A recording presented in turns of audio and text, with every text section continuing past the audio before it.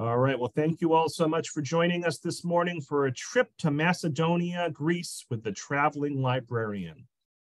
Join Jeff Klapes, the Traveling Librarian, for another one of his popular armchair travel presentations.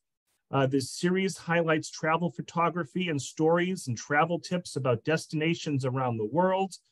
This month, we're going to journey to the northern provinces of Greece.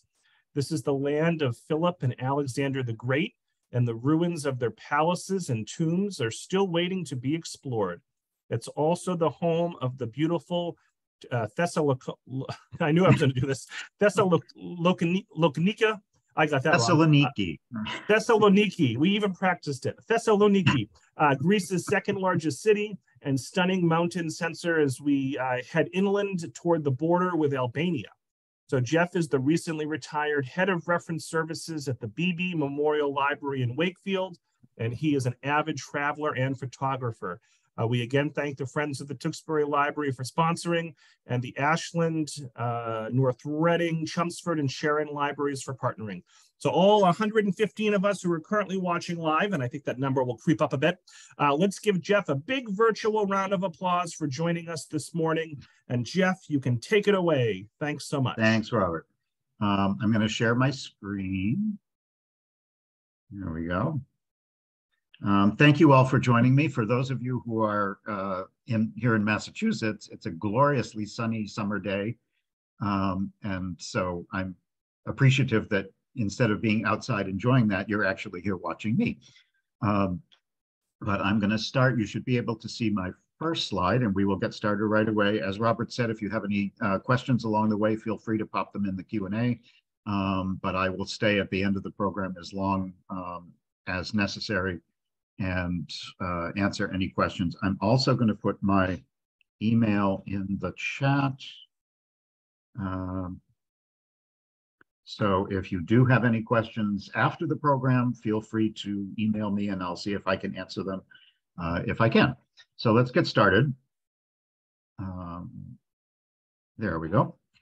This is a trip that I took, 3 or 4 years ago, and it took about 2 weeks by car. And we're going to focus mostly on the northern part. If you can see my pointer, we're going to start in Thessaloniki. We'll head a little bit east, and then we're going to make a loop, mostly in this top corner here, which is the very far northwest part of Greece, which is not terribly well visited by tourists. Most people who go to Greece focus on Athens and the islands. And this is an absolutely gorgeous part of the country. One thing I really like about Greece is that although it's a very small country, it's incredibly varied. There's a wide variety of landscapes and cultures and cuisines and architecture. And I think you'll see that here because much of what you see will probably look different from a lot of your typical view of Greece. So let's move along. I want to just give you a little basic overview of the geography. Macedonia in Greece is these three, the three regions. Greece is broken up into 15 or so regions. Central Macedonia is here, East Macedonia and Thrace, and West Macedonia. We're going to focus on those areas. I do need to talk at least briefly about the naming dispute that you may be at least a little bit familiar with.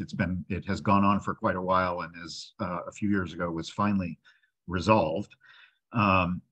Macedonia is traditionally the original Macedonian Empire under Philip and Alexander, which we'll talk about a little bit later, really was mostly in this region here, and certainly was larger than the modern borders of Greece and went north and east and west. And for a long time, this was a political dispute between the country of Greece and the country immediately north of Greece, which for a long time was called Macedonia. And that was after the breakup of Yugoslavia. Macedonia was one of the regions that was part of Yugoslavia until it broke up in the 90s. And the Greeks had long been not happy with the idea that that region adopted the name of Macedonia, which was basically a part of Greece. The Greeks for a long time called it Skopje, after the name of the capital. And it was also known by the incredibly awkward name of the former Yugoslavian Republic of Macedonia, FYROM. And there are still a lot of kind of negative feelings. In 2019, so only 4 years ago, there was finally an agreement between the two countries, which is still controversial, but it has held, that country immediately north of Greece changed its name officially to North Macedonia. And that solved some of the problems. There are still definitely a lot of people, particularly in northern Greece, who don't think it should have any connection with the name of Macedonia because they feel Macedonia is uniquely Greek. So I won't go into that a lot today, but I do want you to be aware of the fact that it is still a political issue, even though it's been mostly resolved, at least officially, between the two governments and within the EU and so forth. But if you travel in this part of the country, it's important to kind of be sensitive to that dispute, because a lot of people in this part of the country will still refer to that country as Skopje.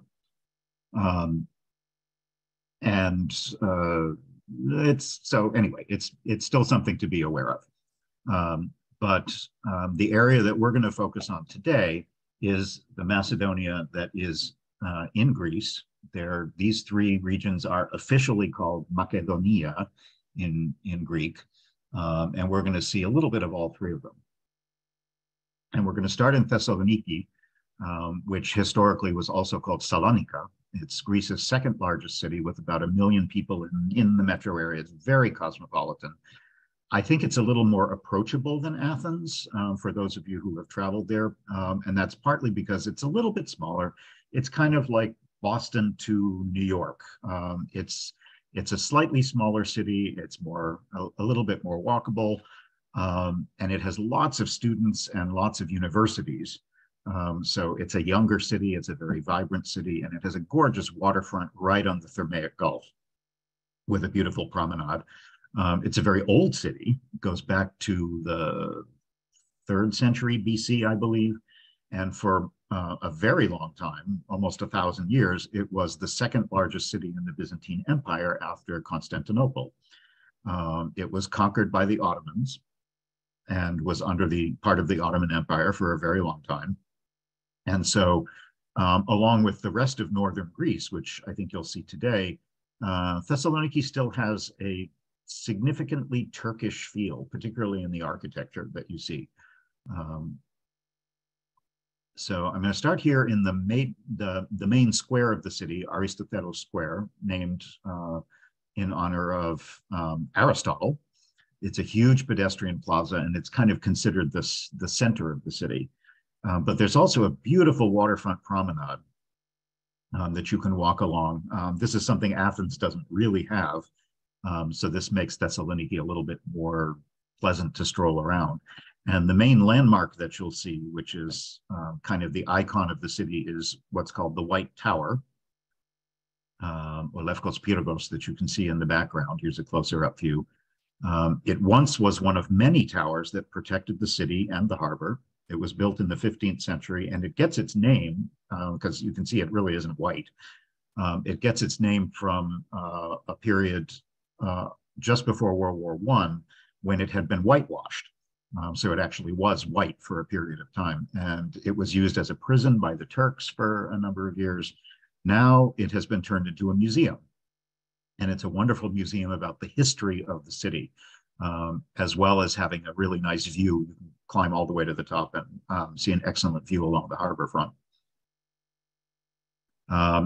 Thessaloniki, because it is so old, has ruins from a variety of different time periods, from ancient Greece, from ancient Rome. It's funny, they've been trying to build a metro system for years in Thessaloniki. It's finally coming to fruition now after like 20 or 30 years. Part of the problem is that you dig almost anywhere in Greece and you're going to come up with some sort of important archaeological dig and ruins that need to be evaluated. And decided how important they are and whether they should be left in place or moved. And there's controversy about that because in order to complete the metro, they have actually had to make the decision to move some of the finds, archaeological finds. So hopefully within the next year or two, the entire new system should be up and running, which will be very nice. This is another Roman era ruin, the Arch of Galerius. He was the emperor of the region during the Roman Empire, and he did a lot of building throughout the city. This is his triumphal arch. And a little bit close-up of some of the sculpture. At about the same time, this rotunda was built, and it's actually connected to the arch by a monumental road and the nearby palace. It's now the oldest Christian church in the city. And like a lot of other Christian churches in the city, it was converted to a mosque by the Ottomans when they were in charge. And they added a minaret that you can see on the left. It's quite beautiful inside. This is a little icon of St. George and the Dragon. And you can see the mosaics that are a mix of the time period when it was a Christian church and also decorations from the Ottoman period when it was a mosque as well. This is a good example here of the typical kind of architecture that you will see in much of northern Greece. You'll see it a lot this morning in this presentation. This particular building is now a museum to Ataturk, Kemal Ataturk. It's the house where he was born, even though it is in what is now Greece. He was the founder of modern Turkey when the modern nation of Turkey was born after the ruins of the Ottoman Empire in 1920. But his house is now a museum, and it is part of the Turkish consulate in Thessaloniki. But that style of architecture is very common, and you'll see a lot of it throughout the city. Here are some other examples. Much of Thessaloniki is flat as you get towards the water, but the hills behind it go up to the upper town, where there are remains of the fortress and the city walls, most of which were taken down in the 19th century, but some still remain. And you can see a very nice view out over the water. There are lots of little old churches and monasteries sprinkled throughout the city. Here's a good example. And they're just sprinkled in the neighborhoods. I found this kind of interesting. There's a lot of graffiti in Thessaloniki. This was a little bit more artsy than the typical graffiti. And one of the main sites to see if you're there is the Church of St. Demetrius, Ios Demetrios. It's the largest church in the city. And that's partly because he's the patron saint of the city. So this is a church that was originally built in the 4th century, but it burned down. There was a big fire in Thessaloniki in 1917. And so the church was almost destroyed and completely rebuilt after World War II, finished in 1949. And even though it's a fairly modern church, it's quite beautiful inside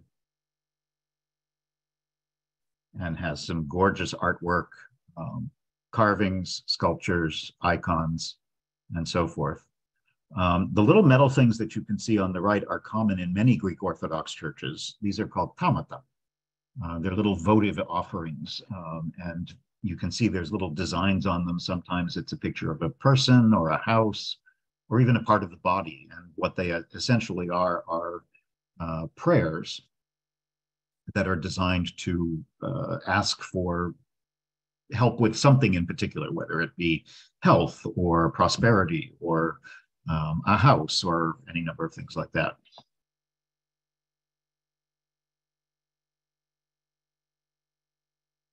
It's an absolutely stunning church. Greece has a lot of modern Orthodox churches that were built fairly recently, like in the 20th century, but the style is still very historic, very traditional. Underneath the church is a crypt, which used to be a bath in Roman times. And it was the location where St. Demetrius was imprisoned and eventually martyred in the year 303. On the right, you can see the fountain that gives holy water now.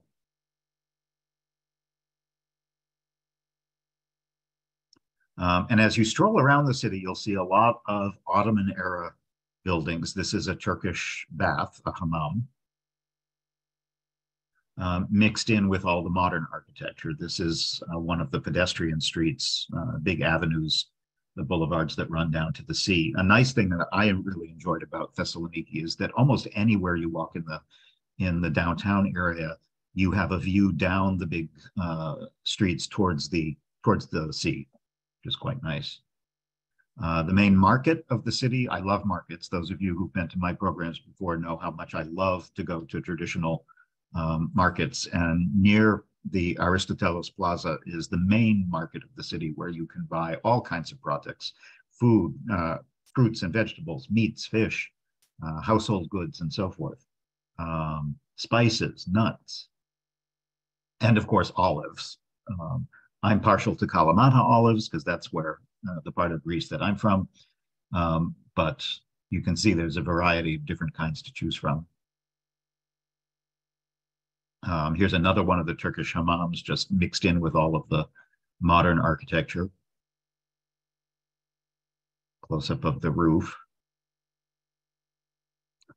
And here's a good example of a very traditional Greek concept that we don't really have in a lot of other countries, even in Europe. This is called a periptero, and it's a kiosk.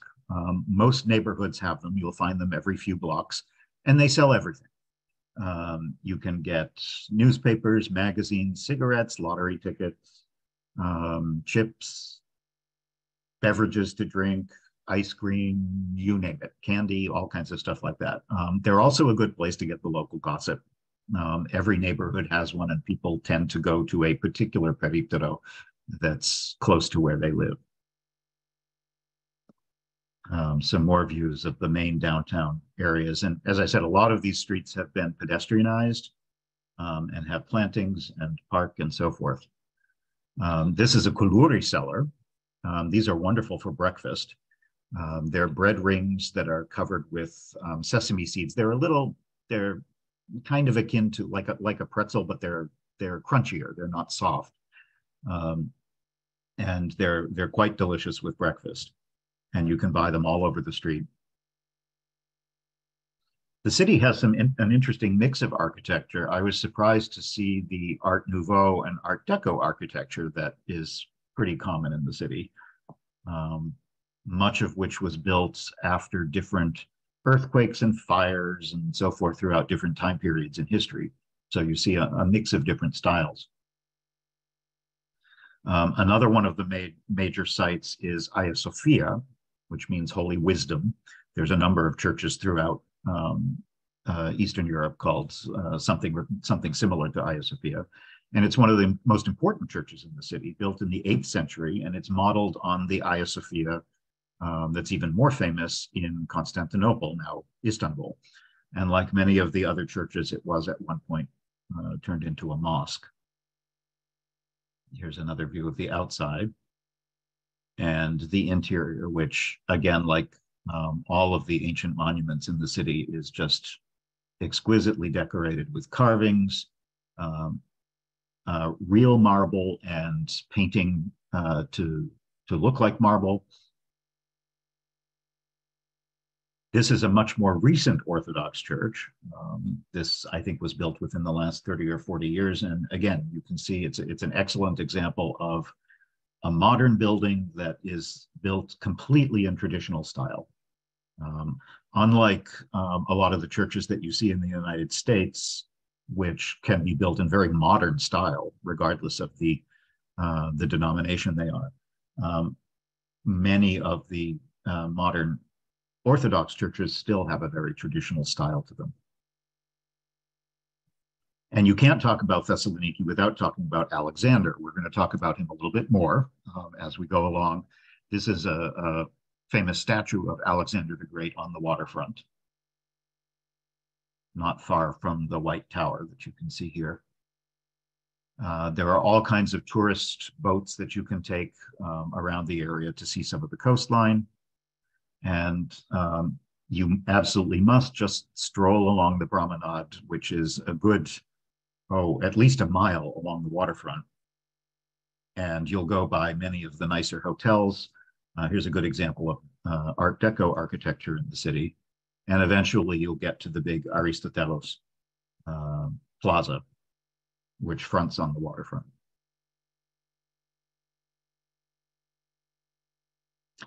There's a really nice neighborhood if you go way over to the west side, follow the promenade all the way to the west end of the city. This is called the Ladadica district.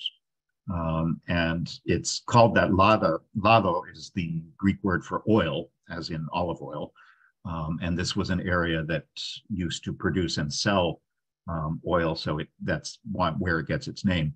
And it's down near the modern port of the city, and it has a lot of restaurants and cafes and clubs and shops. It's a very nice sort of pedestrianized area where if you just kind of want to wander around and find a good restaurant, it's a good place to go. And because it's pedestrianized, it's very pleasant to stroll in. And much of it has been sort of gentrified and renovated, but it has little plazas like this. I loved seeing an actual kid wearing a beanie. You don't see that sort of beanie with the propeller on it very much anymore.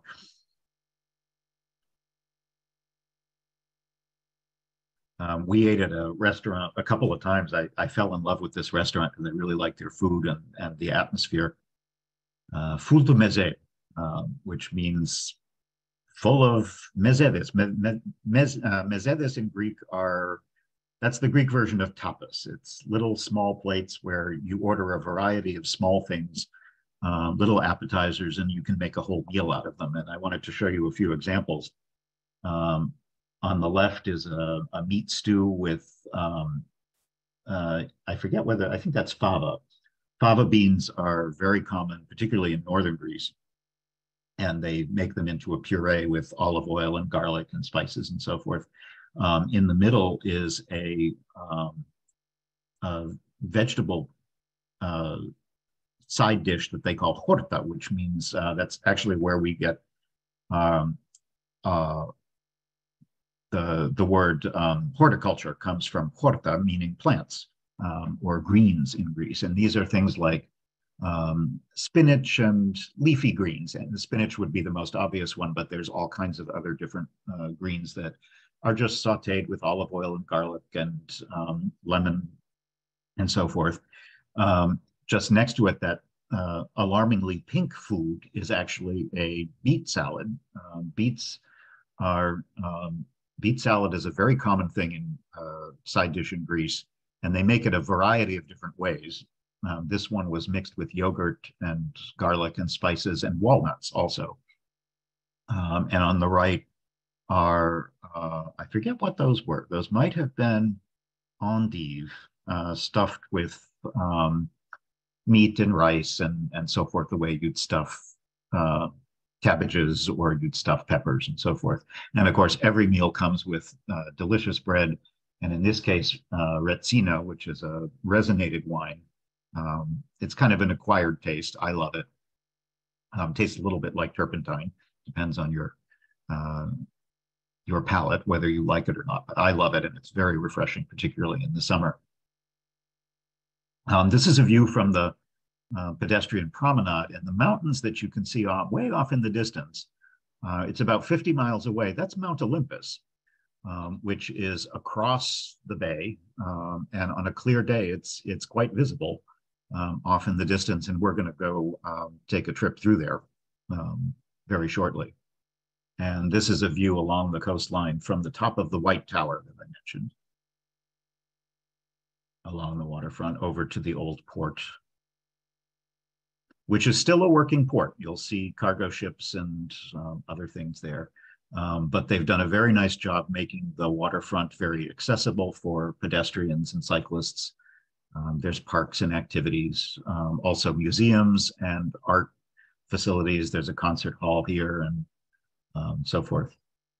And then this is looking up behind the city as you go up the hills. You can see the fortress walls of the historic city. Only some of those are still left at this point. And I like, this is common of many large Greek cities where you find this odd mix of little old ruins from the Roman or Greek period, or a Byzantine church like this that's been preserved but is now completely surrounded by high rises.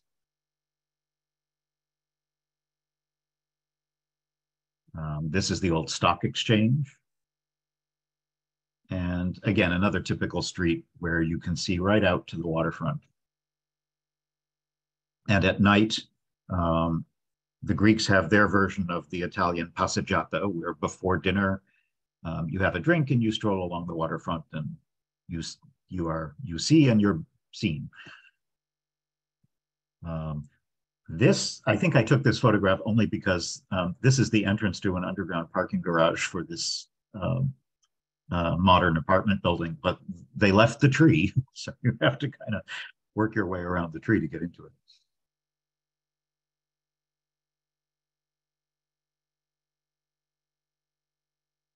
And there's a really bustling cafe scene, particularly along the waterfront. As I mentioned at the beginning, this is a very young city, so there's a lot of, there's universities and students everywhere, so the street life is very active. Here's a statue of Philip II, and he was the king of Macedon, the Macedonian Empire, for 23 years, until he was assassinated in 336 BC, and he is the father of Alexander the Great, who went on to be even more famous. And if you're interested in history, you absolutely must go to the Archaeological Museum, which has an excellent collection both of ancient artifacts and also from the Byzantine era. There's even a separate Byzantine museum if you really like that stuff. On the right is a very famous, what's called a crater, which was it's huge. This is at least, 4 or 5 feet tall. And it was found not far from the city. It dates to the 4th century BC, and it's a very famous what's called a crater, which is a vase where they mixed wine and water. For a long time in the ancient world, people did not drink wine straight. They tended to mix it with water to dilute it. And this was a ceremonial vessel that they used to do that. And there's a number of really amazing artifacts in this museum, as well as some superb mosaics from the area. But I'm going to leave the city, and now we're going to make a loop through the countryside because the whole area is extremely beautiful. This is the view from our dashboard, and I just wanted to highlight, this is kind of a national road that leads west out of the city, and you can see it was completely covered with what in English we call broom plants. These are like Scotch brooms that actually grow pretty well in New England. You can see a lot of them down on Cape Cod, but they grow wild all over Greece, both the north and the south, and particularly along the roads. And we were there in the spring, so the wildflowers were just gorgeous because it was a perfect time for them to be blooming. But we're going to head, actually, before we head west, we're going to take a quick trip east just to see a couple of important sites. Kavala is a very old port city on the border with Thrace, Thraki. It's not huge. It's only about 60,000 people. And it's the old town. You can see the modern town spreads around quite a suburban area, but the historic town is just on this old peninsula here, which has very nice views and a lot of beautiful old buildings from different time periods, including the Ottoman period. So you can see some of those here. Again, a lot of very Turkish influenced houses. It was the home, this city was the home of Muhammad Ali Pasha, who lived in the late 18th and early 19th century. He was actually ethnically Albanian, although he was born in this house in Kavala, and he became a very important Ottoman leader for a long time. He was the governor of Egypt, and he's actually considered to be the founder of the modern state of Egypt, which at the time was a district, an independent district under the Ottoman Empire. And here's a statue to him. He was also known as Mehmet Ali. Here he is again near the Orthodox Church in the center of the old town. There's some beautiful architecture. and a wonderful old mosque that just had the most beautiful colors inside.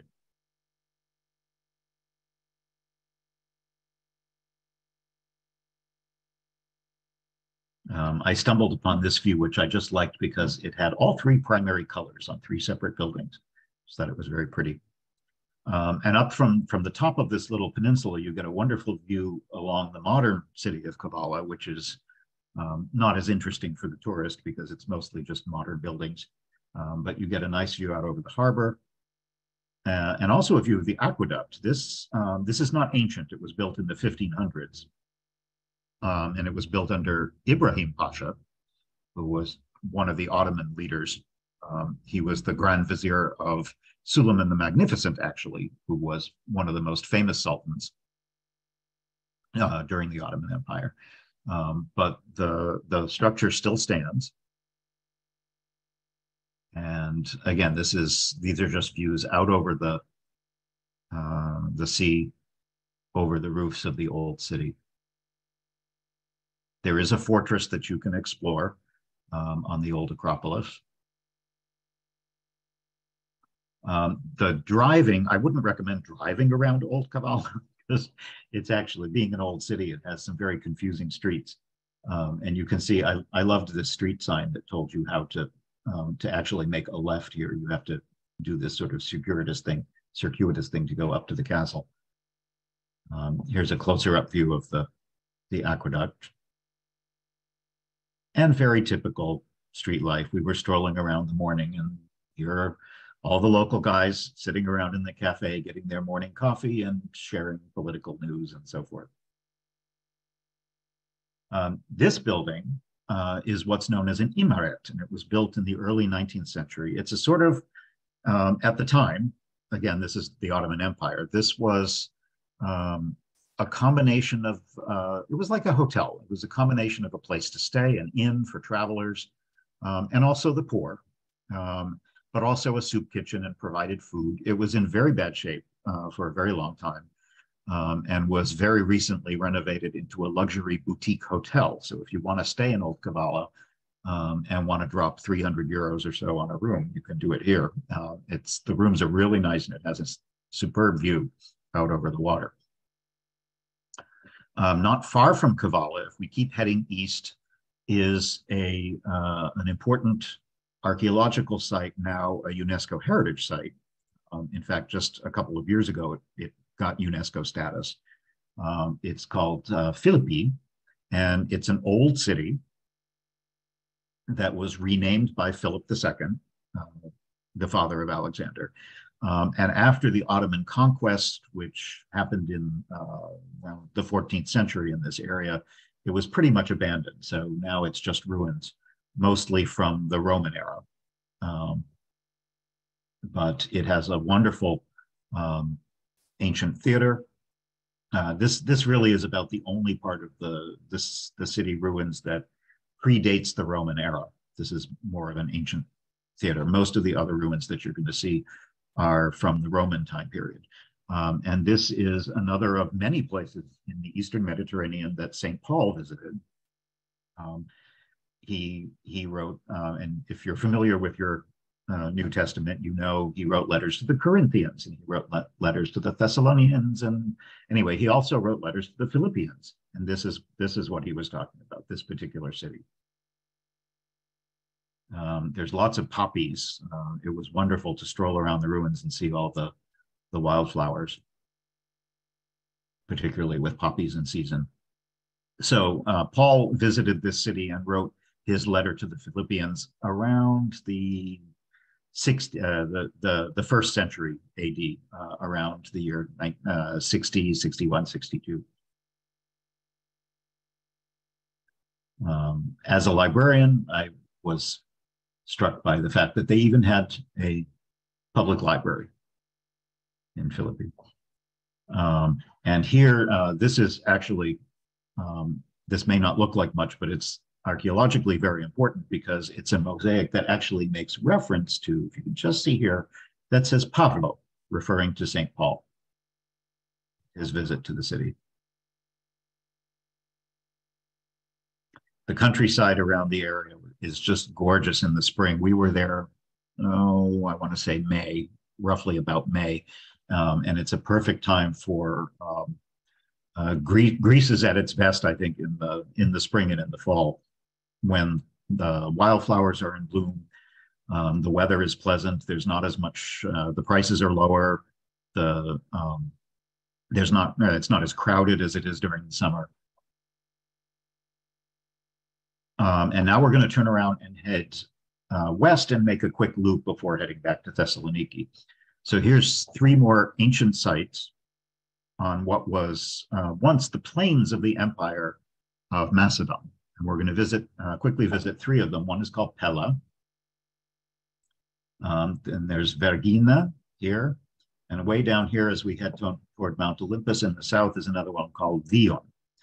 And I should point out that 2,000 years ago, Pella, which you can see here where those little stars are, they were actually on the water. The Gulf here, the Thermaic Gulf was actually went all the way up into this area, and over the past 2 millennia, it has gradually silted up and filled in since that ancient period. So now this is all very flat, fertile land. But 2,000 years ago, when Alexander and Philip were here, this was actually a port city. And Pella is well worth visiting. It's only about an hour from Thessaloniki, easily accessible as a day trip. And it has some excellent ruins as well as a superb museum. And I think it's worth pointing out at this point that Greece has been doing this for past 20 years or so, and I think it's great. They've been decentralizing a lot of their museums. A lot of stuff over the past century has all been excavated and taken back to Athens to be put in the main archaeological museum there, which is fine, except in some ways, I think it's actually better to have local museums for a couple of reasons. One is it's very good for local tourism. And I think it's also better for understanding the artifacts in the context of the site where they were actually found. So here, Pella has this beautiful museum that is full of artifacts from the city of Pella. And it makes it it's a smaller museum. So you don't have to feel like you're spending 3 hours with your legs getting tired, getting overwhelmed by too many things.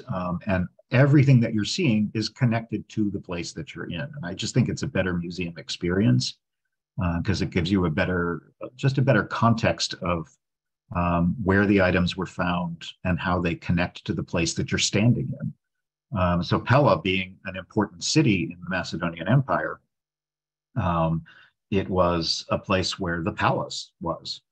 You can still see the ruins of the palace, and in fact, they're still being excavated, but they have just incredible displays of artifacts that were discovered here at the site. Here's a gold crown of olive leaves. And you can stroll around the extensive ruins, which are not just of the city, but also of the palace. During Alexander's time, this was the capital of Macedonia, the Macedonian Empire. And most of the palace that you can see is from the 4th century BC, the 300s.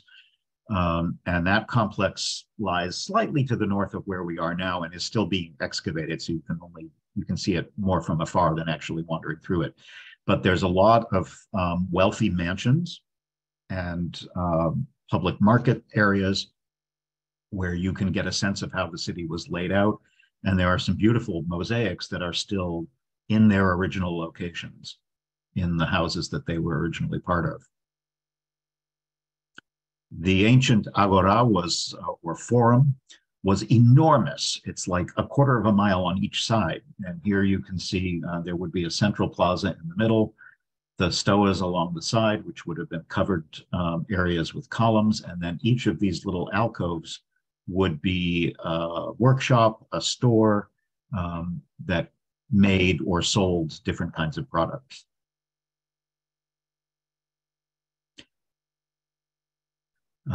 If you head a little bit south, this is an earlier capital of the Macedonian Empire, back when it was called Ege.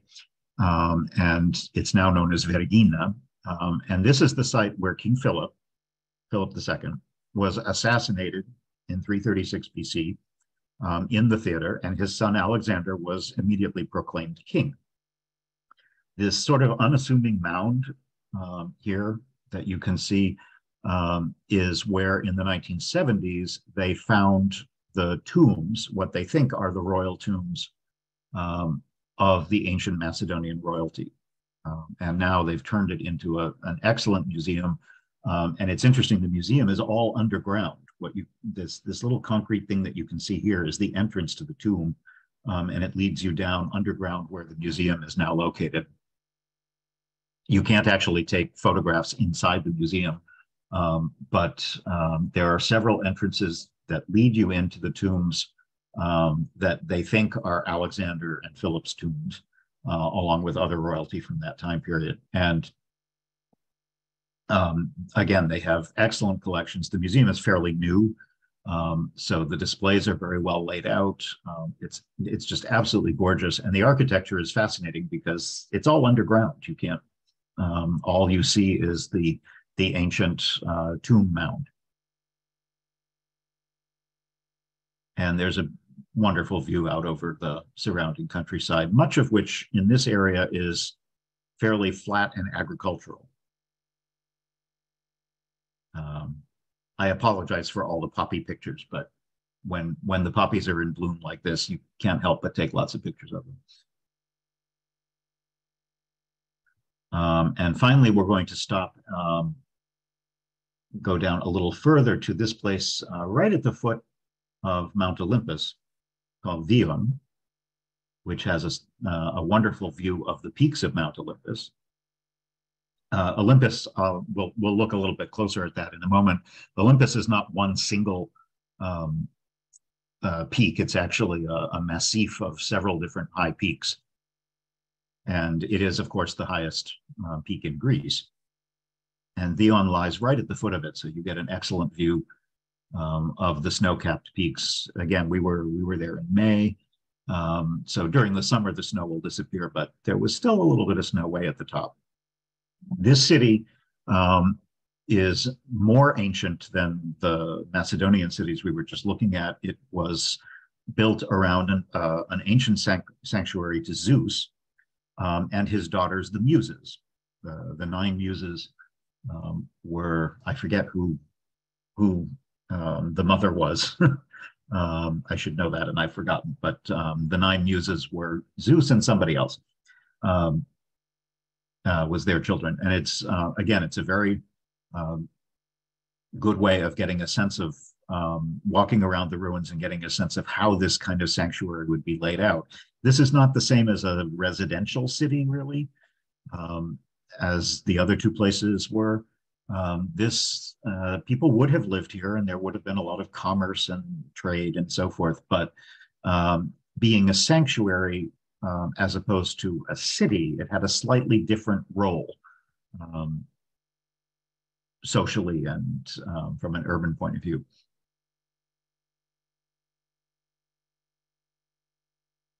But it's a very pleasant place to go to. And I should point out, all 3 of these important sites are not very well visited.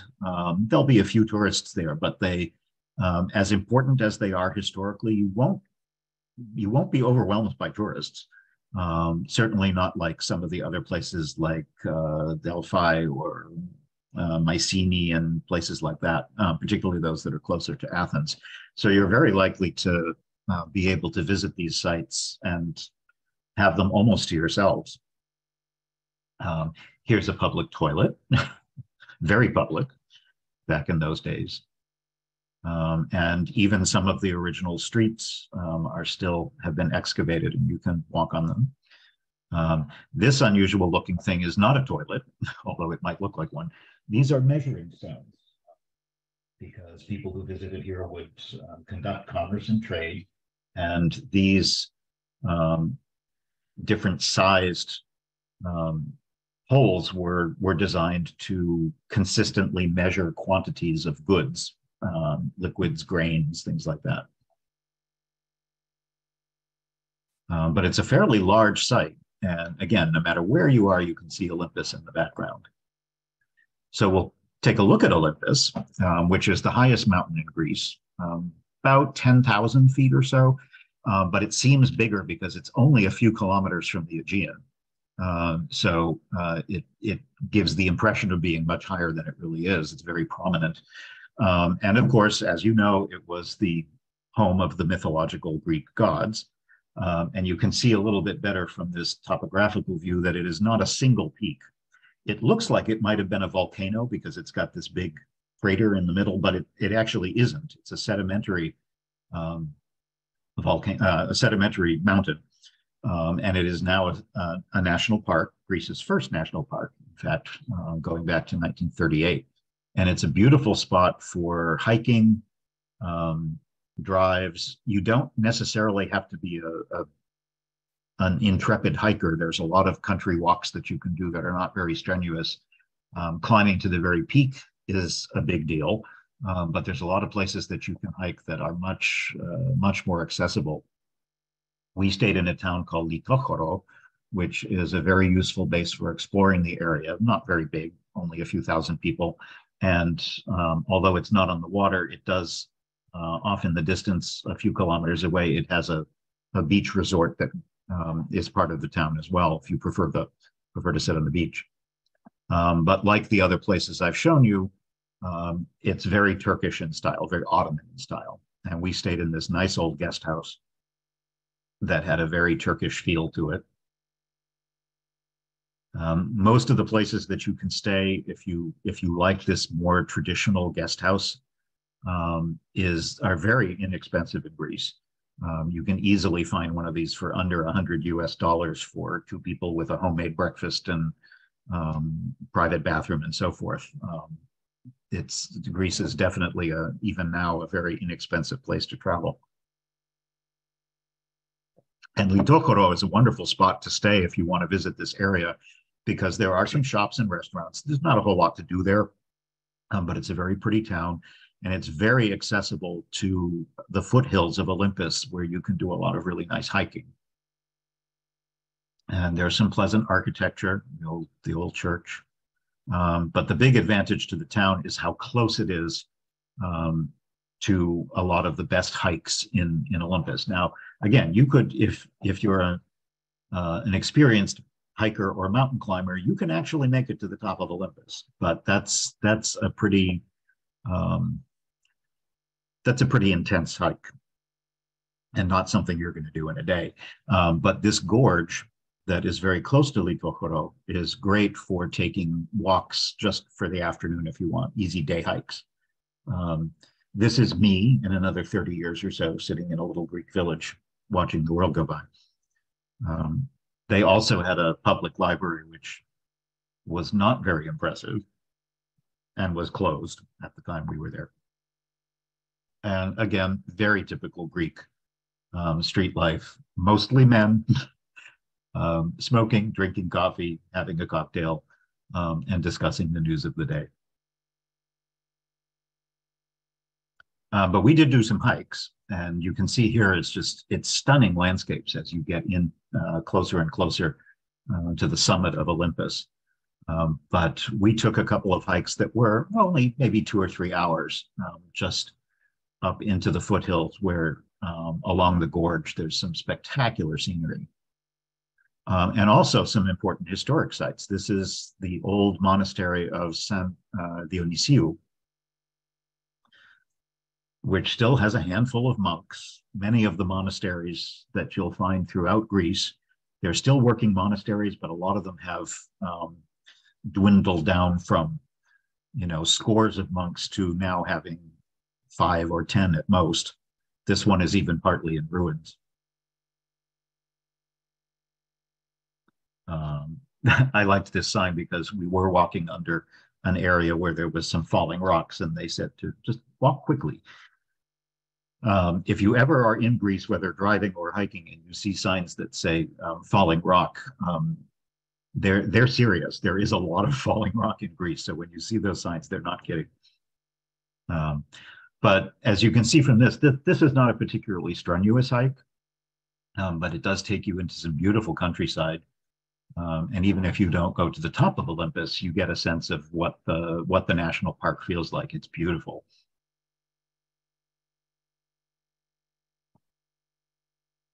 I see a question in the Q&A about weather, and that's a good question because it depends. It depends a lot on when you go and where you go. Greece during the summer, particularly in July and August, is unbearably hot. If you're there, August is ironically the most popular time of year. It's certainly the most crowded month in Greece and also the hottest. You can expect it to be easily in the 90s, particularly if you're in the islands. But a lot of the weather in Greece depends on what part of the country you're in and also the elevation. Greece is something like 80% mountains. So depending on where you are, you may find that, for example, in Olympus, if you're up here in the mountains, even in the summer, the weather can be quite pleasant. If you're on the islands, it can be very, very hot. So it really depends. But the person who's asking the question said they're leaving in 2 weeks. So June should actually be a fairly nice time to be there because it's definitely warm, it's pleasant. But it hasn't gotten to the real unpleasant summer heat. If you're in the islands or down in the southern parts of Greece, I think it would be a nice time to be there. But again, bear in mind that Greece is very varied. Greece has some really nice ski resorts, which you wouldn't necessarily expect. And it depends on the time of year. Those ski resorts can go right up through March before the snow in the mountains disappears. So it really depends on where you are. There's actually an old aqueduct that ran along the hiking path that we took through this restaurant. This restaurant wasn't actually open at the time we were there, but you can see it actually has a sluice that brings the water back down to Litochoro, the town where we were staying. And the water runs right through the restaurant terrace. A little more food. I always have to talk about food. This is some stewed meat. I believe it was either beef or lamb. I'm forgetting at this point. Greece, personally, I think Greece has the best French fries anywhere. And that's because they put a lot of olive oil, sea salt, and oregano on them. And that, I think, makes them even better than regular French fries. And there's a beautiful view of the mountain with local wines. And I'm very enamored of a very refreshing drink called vicinada. Vicino is cherry juice. And you can drink cherry juice here. You can even, if you go to some of the Greek import stores here, if you have any near where you live, you can probably get vicino. And vicinada is the same thing, only mixed with fizzy water. So it's more of a soft drink, and it's extremely refreshing because they use sour cherries instead of sweet cherries. So it's a nice, not overly sweet way. It's a very delicious beverage in the summer. Here's some views of the area around Olympus.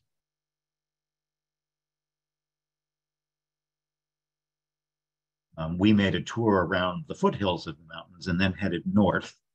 And I'm going to take you up to Kastoria, which is another town that's in Greece. It's very well known, but to international tourists, they don't usually get up to this part of the country.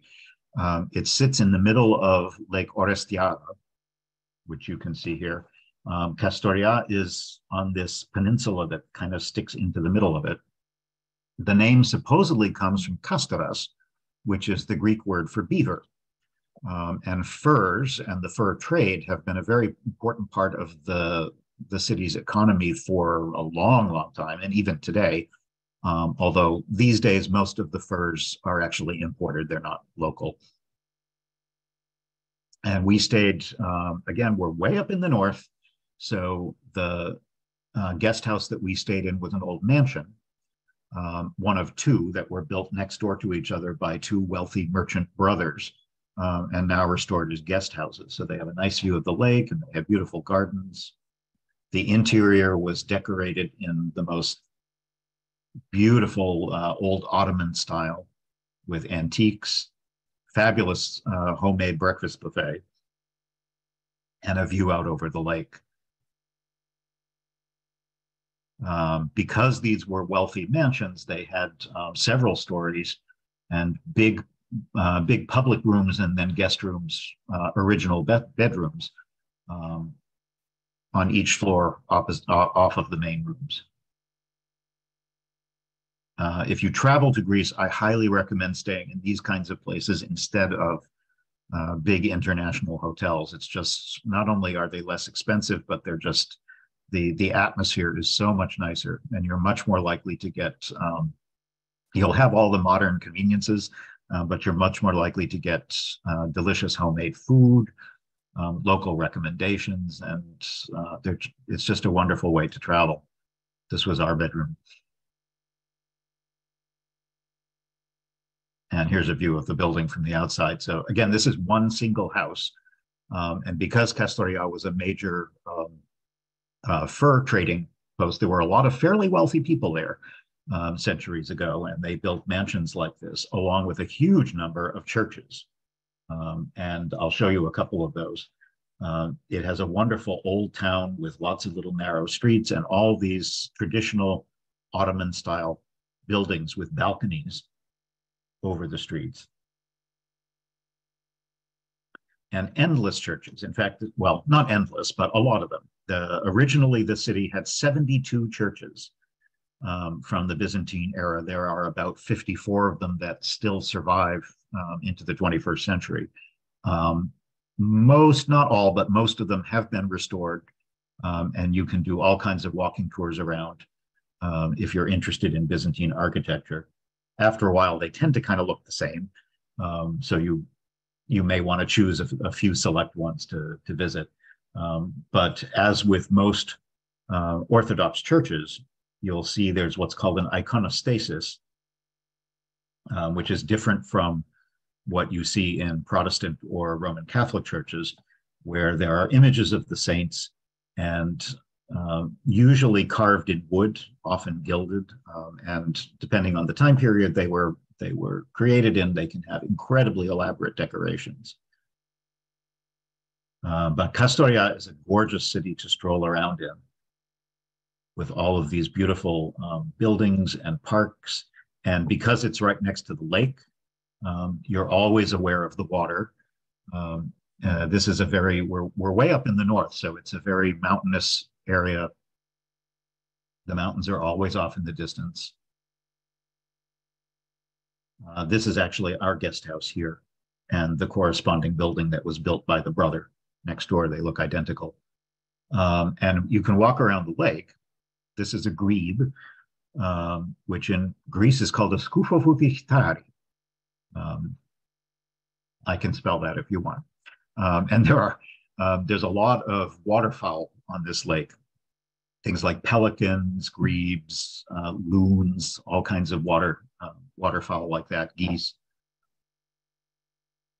Lots of pelicans. And many of the old mansions have been converted into guest houses, and also many of them have been converted to museums. So if you're interested in learning more about the history of the city or what it's like to have lived in one of these houses during its time period, definitely visit some of the museums. There's also a mix of more modern architecture from the neoclassical period, most of which in Greece, when I say neoclassical, we're talking really about after World War I, so like the 20s and 30s. And the lake is a major part of what makes Castoria so beautiful. That and its churches, here are some of the churches. Obviously very Byzantine in style. And when I say Byzantine, we're talking about that was a period of roughly 1,000 years, from like 3rd or 4th century AD up until the Ottomans conquered and defeated the Byzantine Empire. So that was 1453. But most of the churches, the Byzantine churches that you're seeing, are probably from, say, the 12th, 13th, 14th centuries. A few might be older. There were, of course, because this was controlled by the Ottomans, there were a lot of mosques, although at this point only one mosque remains in the entire city, and it is in ruins.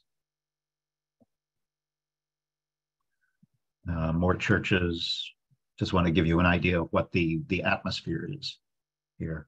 And you must stroll around not just the city, but the lakefront, which has a very beautiful promenade, looking up at the mountains, walking by all the mansions.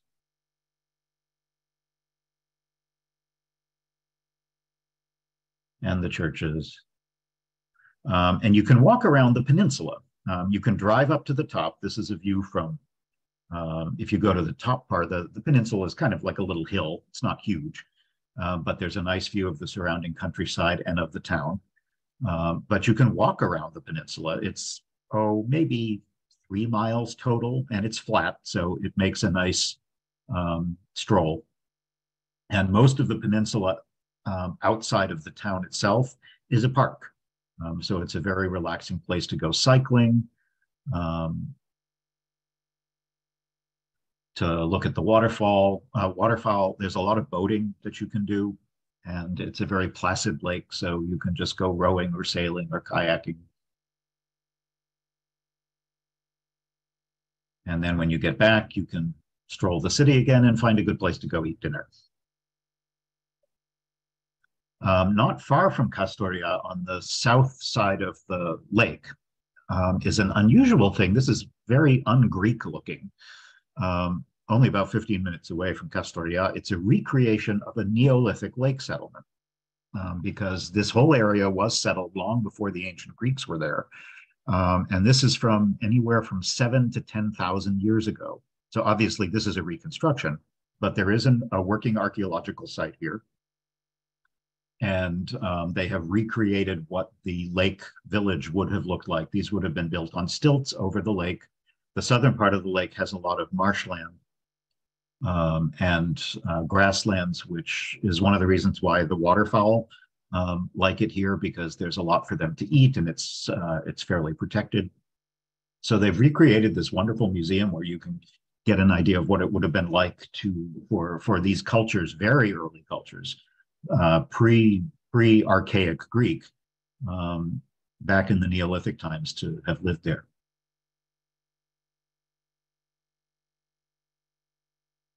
And we're going to end the program by going up to the very top northwest corner of Greece, to an area of great natural beauty. And it's where 3 countries come together. So if you can see here, this border here, this corner down in the lower right corner is Greece. Up this whole area here is what is now called North Macedonia, the country immediately north. You can see on this map, it was still referred to as Fyrom. And then over here, to the west of this border, this is Albania. So all 3 of the countries come together there. And all the green area that you see is now national park. It's been transformed into a transnational wetland park. All 3 countries came together to agree on this, to preserve this area. Much of it is wetlands. There's some beautiful historic villages. It was once, for a lot of the 20th century, was an unvisitable military border area, and there was significant fighting in this corner of Greece during the Greek Civil War, right after World War II. But now it's a very nice place to visit for outdoor tourism, if you like hiking and boating and bird watching. I will point out this little village here, which is where we stayed, right on the border with North Macedonia. And there are 2 lakes called the Prespa Lakes, Big Lake Prespa and Little Prespa. And the lake over here is called Lake Ohrid, which is very one of the most popular places to visit in North Macedonia. There's a town that on the north coast that is off this map. That's a very important place to visit if you ever go there. So to show you the village where we stayed, this is a tiny little village, only a couple hundred people, but it's a very good base for exploring the area. And it is literally on the border. with North Macedonia. In fact, the ridge up here, the hills above the city, that's where the international border is. And it has some stunning Byzantine churches. This is an 11th century one. And most of these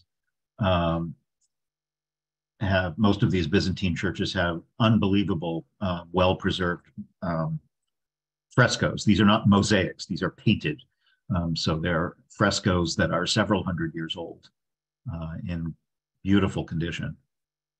And this was the guest house we stayed in, which was really, really nice and comfortable. Here was our room with its own fireplace, homemade breakfasts again. For such a tiny little village, it had several churches, all of which were very beautiful. And not far away, maybe 10, 15 minutes by car, is a tiny fishing village called Psaraves, which actually is the Greek word for fishermen. That's the name of the town. And it's a place where if you want to explore the lakes, there are lots of boat rides, big and small, that you can take from there out over the Prespa Lakes to see some wildlife. This is not wildlife, obviously, this is just cows, but and you will see lots of cows and goats all over this area. But if you're into bird watching, particularly water birds, the Prespa Lakes are an important place where many of these birds spend the summer. A lot of them are migrating from Europe to Africa, and this is an important stopping point along the way.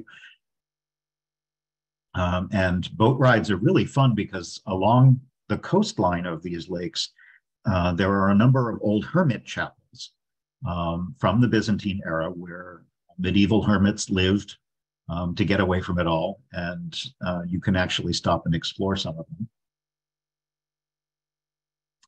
But the bird life, pelicans in particular, there's lots of pelicans in this area. And so we took a boat ride just with a guy who spoke absolutely no English in a tiny little boat. And he took us around some of the areas not far from on the Greek side of where we were. The air looks very smoggy in this particular photograph because we happened to be there, unfortunately for us. It was a month where a lot of dust had come across the Mediterranean from Africa. That happens at certain times of year, and the seasonal winds carry dust particles. This is not pollution, this is just dust in the air. And depending on the time of year, you can end up getting some of that. And it didn't really, didn't cause any problem for breathing or anything like that, but it made the sky and the atmosphere just a little hazy. So it wasn't quite as good visibility as you would normally get. But yeah, we were in just a tiny little, basically a rowboat with an outboard motor on it, and he took us around to some of the areas along the cliff sides. You can go hiking all around the Prespa Lakes.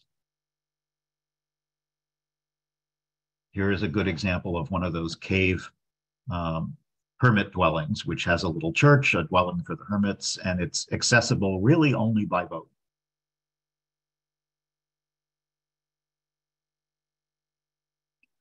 But again, if you like hiking and you like nature, it's a wonderful spot. And the number of tourists in this part of Greece is so small that you will almost have it to yourselves. If you want to get away from it all, this is a beautiful spot to go. To more pelicans. Another thing to see there on Little Prespa Lake, this little island here, which is actually connected by a causeway that you can't see on the map, has no cars and a bunch of old churches, and it's a nice kind of off the beaten track site to visit. The only way to get there is to walk across this floating pedestrian bridge. And again, you can see just how marshy this whole area is. It's all wetlands. So you'll see a lot of typical bird life from the area, as well as livestock. They have pigs and goats and sheep. And the tiny little island has an amazing number of ruins on it for such a small place. This is a 10th century basilica. There are some wonderful Byzantine churches, and it's kind of like being on almost like on a boat, because you're floating on this island in the middle of the lake, completely isolated, but with beautiful views all around. I would love to go back sometime when the air was clearer, because obviously it would be much nicer. But there's a number of Byzantine churches to visit. I loved this one, which was very dark inside, but had this beautiful painted window with just little old, almost like folk art frescoes inside. It's very rural. This whole part of Greece feels like you're just far away from everything. And it's because basically you are very far from anything. We stopped.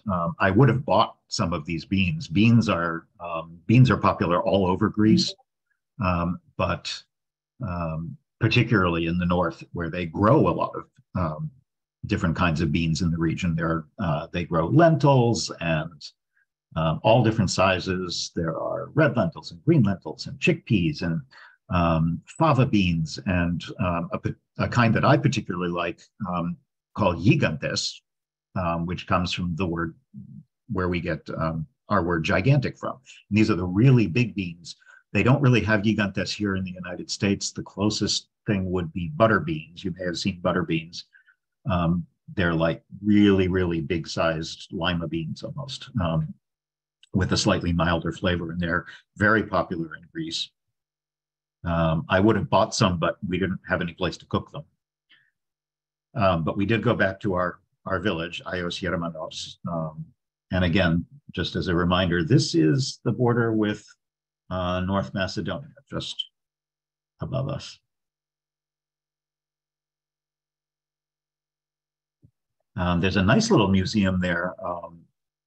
You wouldn't expect a museum in such a tiny little place, but they have this, they turned an old restored mill with its original water chases into a museum of hydrology, so you can see how the original mill would have worked. Here's some more churches in the town. I think there were at least 10 Byzantine churches, which is kind of amazing in a village of so few people. And interestingly, for such an out-of-the-way place, they had a very chic little downtown. The platea, the central square, had these really kind of trendy seating where people just hung out with a drink. These weren't connected to a particular restaurant. They were just there for the villagers to sit in. But we did, here's some more food just to show you the kinds of things that you would eat here.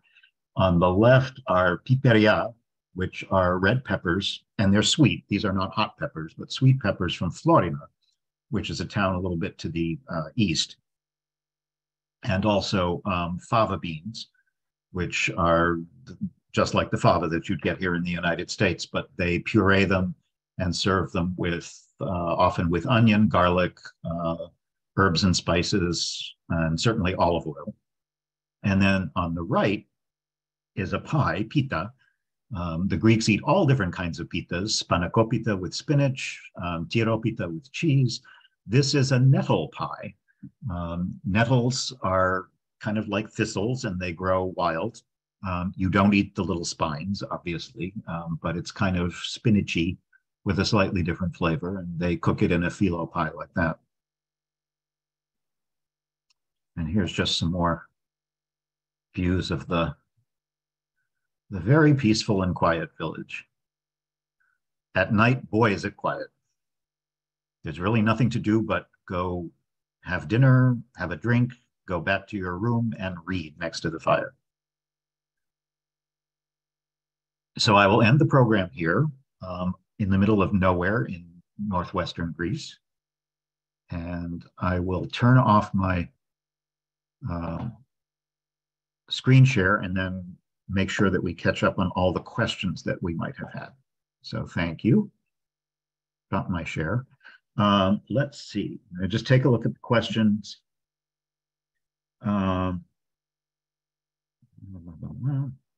Someone asked, oh, is North Macedonia still its own country? Yes, it is. It has been for quite some time. Skopje is the capital, which is kind of towards the northern part of the country. And the Greeks, because the Greeks did not like them using the name Macedonia, the Greeks for a long time, and even today, still often refer to the country, refer to the entire country by the name of the capital. They just call it Skopje. But Skopje is the capital today. And yes, it is an independent country made up part of what was once the former Yugoslavia that has now broken up into, if you can remember them all, the largest is Serbia, Slovenia, Croatia, Kosovo, Montenegro, and what is now North Macedonia. Those six countries, is that six, were once all together as Yugoslavia. And they broke up during the 90s during all the wars and at various different times. Kosovo, even today, is still not recognized. That's the one that's still contentious because Serbia and a number of other countries have still not recognized Kosovo's independence. But North Macedonia has been independent for quite some time, and it was only the name that was the problem because the historic province and empire of Macedon was mostly in what is now Greece. So the fact that this neighboring country had kind of tried to, from the Greek point of view, they had co-opted the traditions and the history and the glory of the Macedonian Empire when really it had nothing to do with that particular geographic area. But again, it has been, for the most part, resolved. And the country is officially, internationally now known as North Macedonia. It is independent, and Skopje is the capital. Someone asked about the long name for Greek. Yes, a Skufo Vutihtari. I forget what Vutihtari. I don't know officially, but I'm drawing on my Greek. Vutihtari would probably refer to a bird that dives, a diving bird like a loon or any number of other birds that dive to go fishing and get their food. And skufo is a word that in Greek refers to having a hat or a cap. So I think, yes, literally it probably is a word that relates to the fact that this is a diving bird with an amazing hairdo. That's my guess.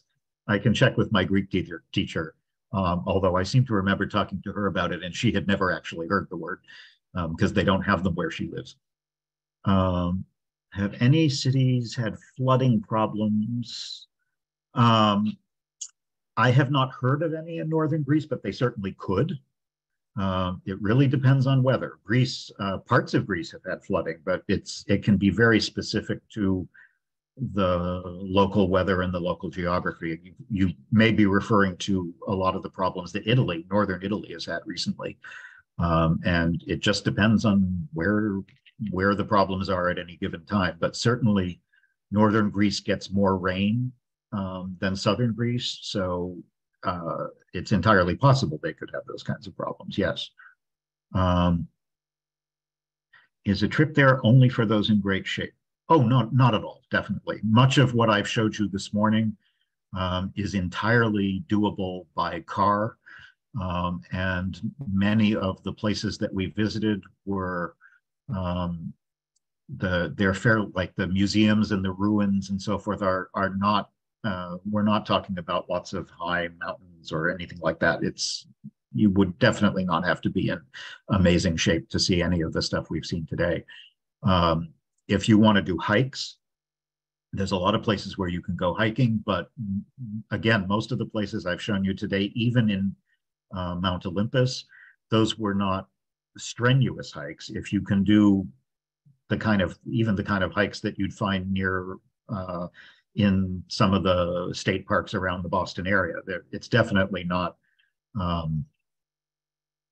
as long as you have reasonably good knees and decent walking shoes, you can do a hike without any difficulty. And many of them are places where you could do only as much as you want. So you could just walk an hour and walk back as far as you feel willing to do. The poppies are, somebody asked about when the poppies are in bloom. Most of them are, I would say most of them are in May, mid to late spring probably is the best time for that. I was just there in southern Greece. Just got back a couple of weeks ago, and the poppies were in bloom in the Peloponnese.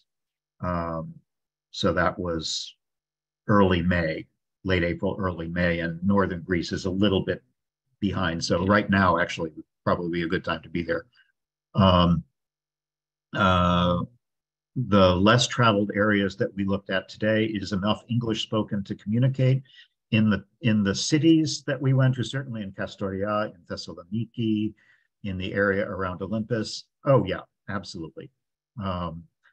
Greece is actually, of all the European countries, Greece has the highest percentage of English speakers. About 50% of the population speaks at least some English, maybe not fluently, but certainly enough for tourism.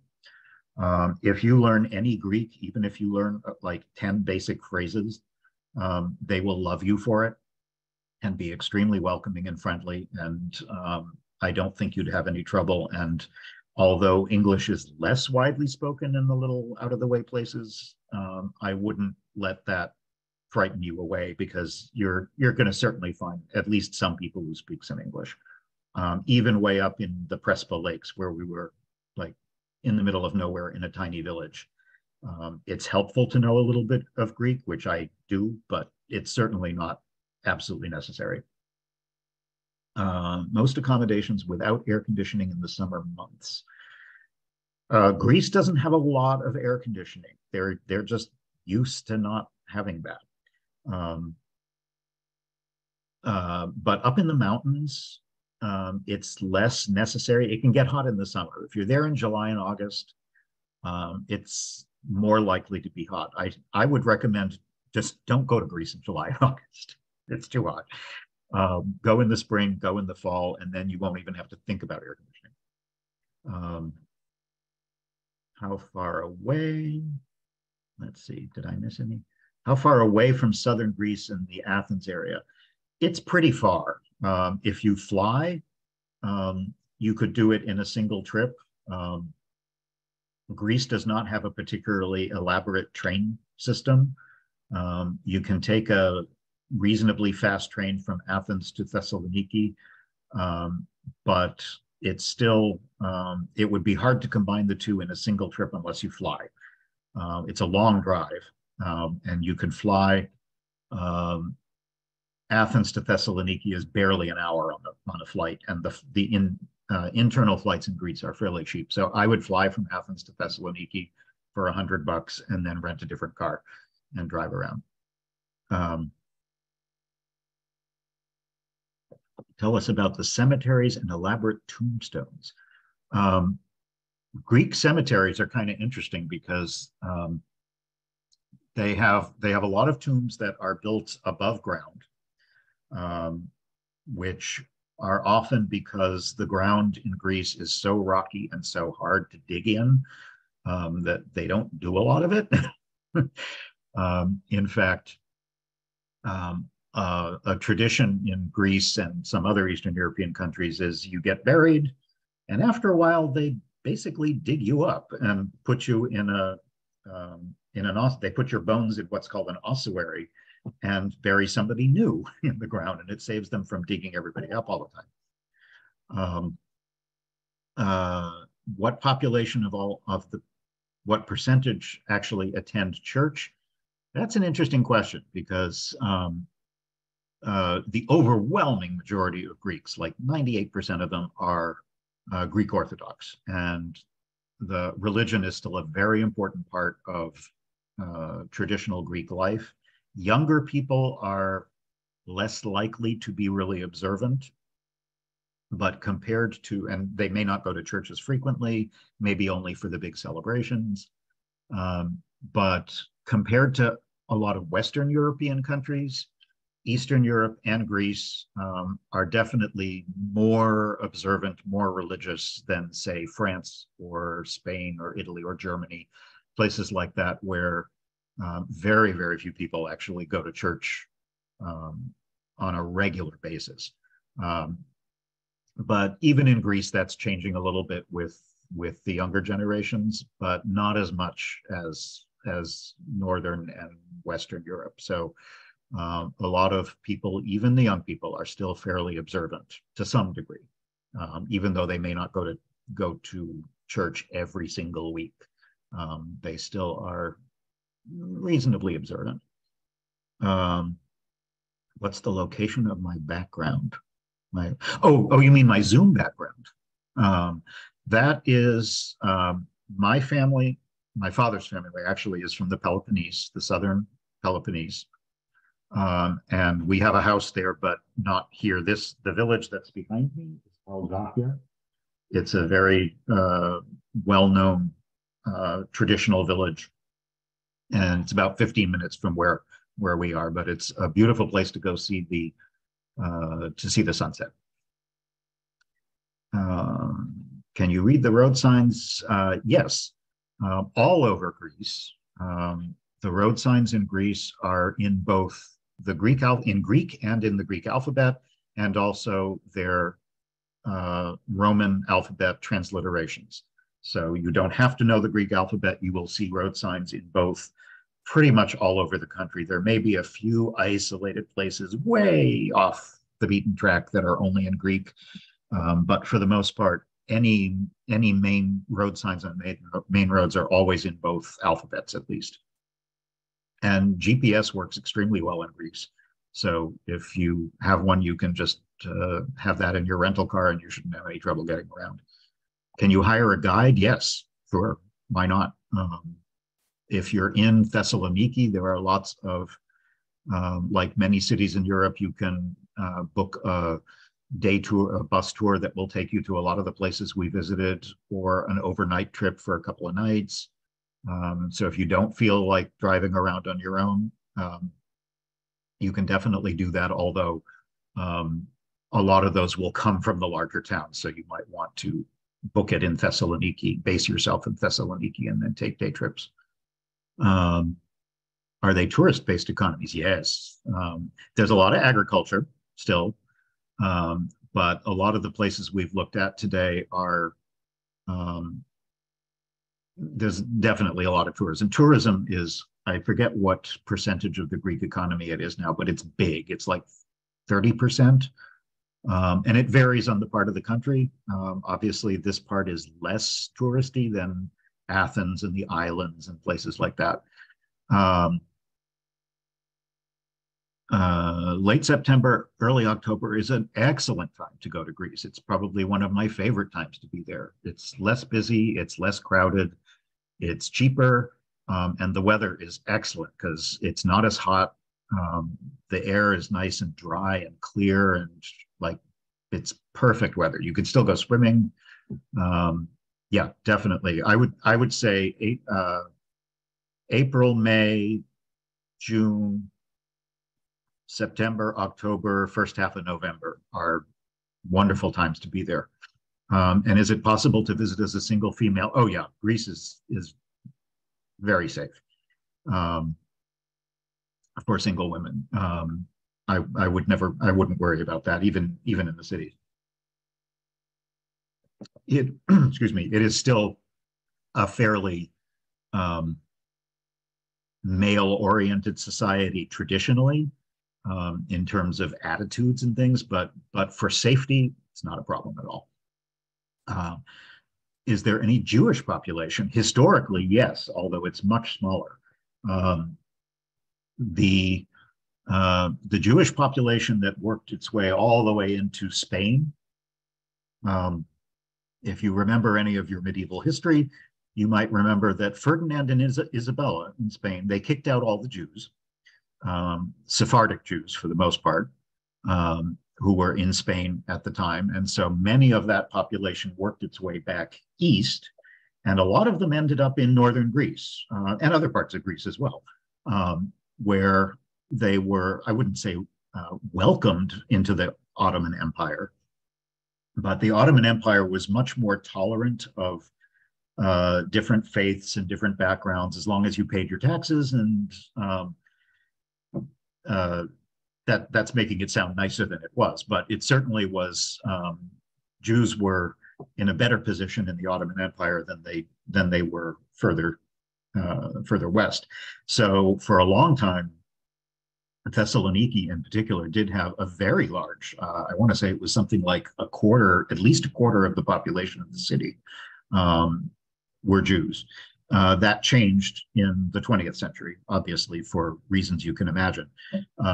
But there's a long tradition of Jewish history in northern Greece.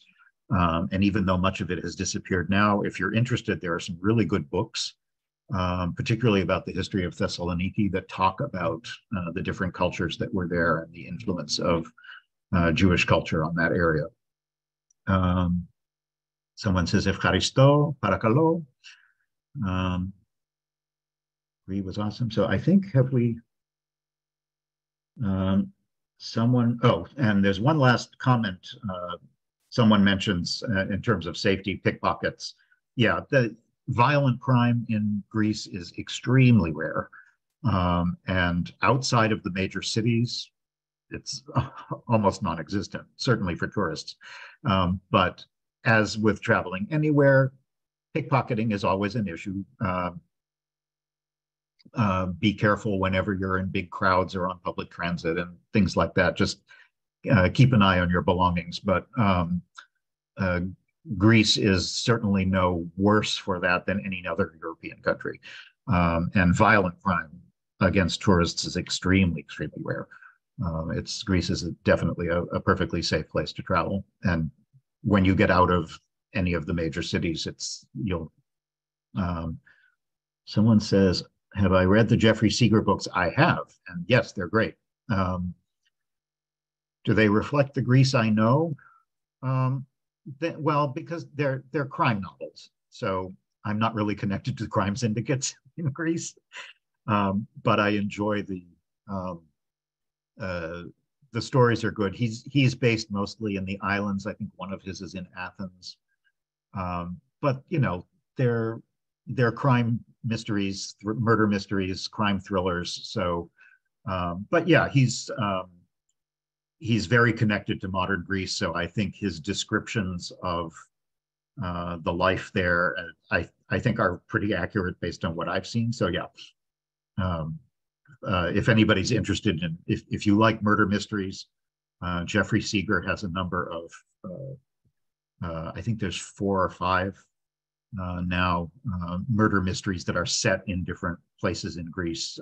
And if you like it and like ones that have a sense of place, they're very enjoyable. I would recommend them. So I think we've hit all the questions. I think you have, Jeff. So Jeff, okay, wonderful job as always. 2 thumbs up. Folks, I will send you an email tomorrow with a link to the feedback survey, link to this recording, information about some other upcoming virtual programs. Jeff's going to be traveling a bit in June, I believe, but we're going to host him. I think we're saying August, Jeff. We're going to find a date for sometime you in August. So Jeff will be back in probably a couple months, and we'll get things rolling again. In the meantime, we're doing armchair travel presentations just about every Tuesday morning at 10:30 Eastern via Zoom. So stay tuned for those. Jeff, any last words before we wrap it up? No, thank you for, I love sharing Greece with people, particularly the parts that are a little off the beaten track that lots of people don't know about. So I hope you appreciated going to an area that's lesser known. Robert, feel free to include my email in the message you send out tomorrow, because if anyone has any questions that you think of after the program's over, feel free to shoot me an email and I'll help you out if I can. And also, yes, I will be back in a couple of months. So if you have any requests, I can't guarantee I've been there, but if I have a program that's appropriate, tell Robert what kinds of places you're interested in, and we'll see what we can do. All right. Thanks so much, Jeff. Ευχαριστώ πάρα πολύ. All right. Have a good one, everyone. Hope you enjoy the rest of your day. Enjoy your travels, Jeff. Yep. Thank you. Bye-bye, everyone.